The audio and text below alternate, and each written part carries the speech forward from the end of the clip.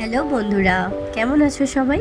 চলো আজকে আমি তোমাদের সাথে শেয়ার করব চিলি সয়াবিনের একদম ঘরোয়া পদ্ধতির একটা রেসিপি। এর জন্য আমরা প্রথমে কি করব, সয়াবিনটাকে খুব ভালো করে সেদ্ধ করে জল ঝরিয়ে নুন মেখে নেব। এরপরে আমি দেখো এদিকে কিছু সবজি নিয়ে নিয়েছি, একটা গোটা ক্যাপসিকাম আছে, 3টের মতো পেঁয়াজ আর টমেটো আছে। এখানে দেখো এবারে আমি সয়াবিনটাকে ম্যারিনেট করছি। আদা রসুনের পেস্ট, হলুদ গুঁড়ো, লঙ্কা গুঁড়ো, 1 চামচ মতো গোলমরিচ গুঁড়ো দিয়ে দিয়েছি। এবারে এই যে একটু ভিনিগার দিয়ে দেবো, 1 চামচ ভিনিগার দিয়েছি। এটাতে মোটামুটি 300-350 গ্রাম মতো সয়াবিন আছে। তো এই যে চিলি সসটা দিচ্ছি, এটা ম্যারিনেট করে রাখতে হবে চিলি সয়াবিনের পকোড়াটা বানানোর জন্য। এর মধ্যে দেখো 1 চামচ পরিমাণ, ওই 1 থেকে 1.5 চামচ পরিমাণ মতো আমি সয়া সস দিয়ে দিলাম। এরপর টমেটো সস দিচ্ছি, এটা 1 চামচ পরিমাণ মতো। টমেটো সসটা দিয়ে দেওয়ার পরে আমি এর সাথে দিয়ে দেবো একটা ডিমটা আপনি চাইলে স্কিপ করতে পারেন, বাট এটা দিলে টেস্টটা আরও ভালো হয় সয়াবিনের পকোড়ার। এরপরে দেখতেই পাচ্ছেন কর্নফ্লাওয়ার দিতে হবে এটা বাইন্ডিং করার জন্য। কর্নফ্লাওয়ার সাথে ময়দাও একটু মিশিয়ে দিতে পারেন, বাট আমি পুরোটা কর্নফ্লাওয়ার দিয়েই করেছি। তো কর্নফ্লাওয়ারটা দেওয়ার পরে এইভাবে ভালোভাবে পুরো জিনিসটাকে মিশিয়ে ম্যারিনেট করে রাখা ছিল। ম্যারিনেশন করা সয়াবিনটাকে এবারে আমরা একটু ছাঁকা তেলে ভেজে নেব। যেহেতু এটা একটু পকোড়ার মতো ভাজতে হবে, ওই জন্য আমি একটু তেলটা বেশি দিয়ে এই ফ্রাইটা করছি। যেহেতু ওই পরিমাণটা একটু অনেকটাই ছিল, সেই জন্য আমি এটা মোটামুটি 2বার ধরেই ভাজতে হয়েছে, 2 থেকে 3বার মতো আমি এটাকে ভেজে খুব ভালো করে অল্প আঁচটা একদম অল্প করে দেবেন যখন এটাকে ভাজবেন। লাল লাল করে এই দেখতেই পাচ্ছেন কালারটা মোটামুটি ব্রাউনিশ করে তুলে নেবেন।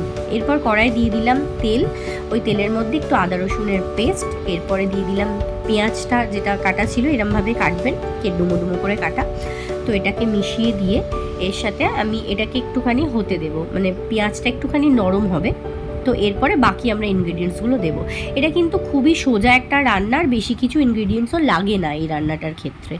তো এবারে দেখছেন পেঁয়াজটা একটু ব্রাউনিশ মতো হয়ে এলে এর মধ্যে আমরা ক্যাপসিকাম কুচিটা দিয়ে দিচ্ছি আর কাঁচা লঙ্কা কুচি দিয়ে দিচ্ছি। কাঁচা লঙ্কাটা আপনারা যেই রকম ঝাল পছন্দ করেন সেই অনুযায়ী ব্যবহার করতে পারেন। আমরা একটু ঝালটা কম খাই, তাই আমি একটু কাঁচা লঙ্কাটা কমই নিয়েছি। তো এইটা একটুখানি নাড়াচাড়া করে আমি একটু এর মধ্যে নুন দিয়ে দেবো, যাতে এটা তাড়াতাড়ি নরম হয়ে যায় সবজিগুলো। তবে হ্যাঁ, ওটা খুব বেশি ভাজাভাজি করতে হবে না। এদিকে আমি কি করেছি, কর্নফ্লাওয়ারটা গুলে রাখলাম। তো দেখতেই পাচ্ছেন যে সবজিটা কীরকমভাবে ভাজতে হবে, একদম বেশি ফ্রাই করার দরকার নেই। এরপর টমেটো কুচিটা আমি দিয়ে দিয়েছি। টমেটোটা অনেকে ইউজ নাও করতে পারেন, বাট এটা আমার ভালো লাগে তাই আমি এটা অ্যাড করেছি। এরপরে এই যে পরিমাণটা একটুখানি দেখে নেবেন, 2 চামচ দিয়েছি সয়া সস। এর মধ্যে এটা হচ্ছে চিলি সসটাও 2 চামচ পরিমাণ মতোই দেওয়া হয়েছে। এটাও আপনারা ঝাল যে যেরম খাবেন সেরম দিতে পারেন। টমেটো সসটা এটা একটু বেশি ব্যবহার করা হয়েছে, কারণ টমেটো সসটাতেই টেস্টটা বেশি ভালো আসে।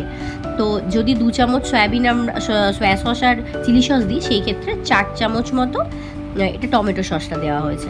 তো এটা দেওয়ার পরে এই সমস্ত উপকরণটাকে খুব ভালোভাবে সবজির সাথে মিশিয়ে নিতে হবে।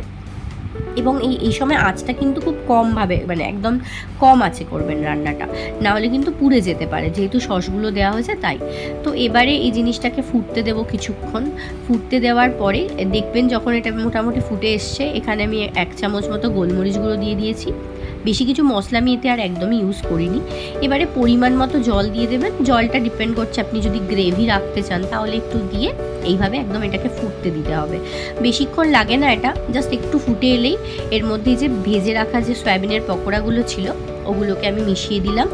এবারে এর মধ্যে এই যে ঝোল যেটা বললাম, ওই গ্রেভির পরিমাণটা আপনারা আপনাদের যেরকম সুবিধে মনে হবে সেই রকম জলটা দেবেন।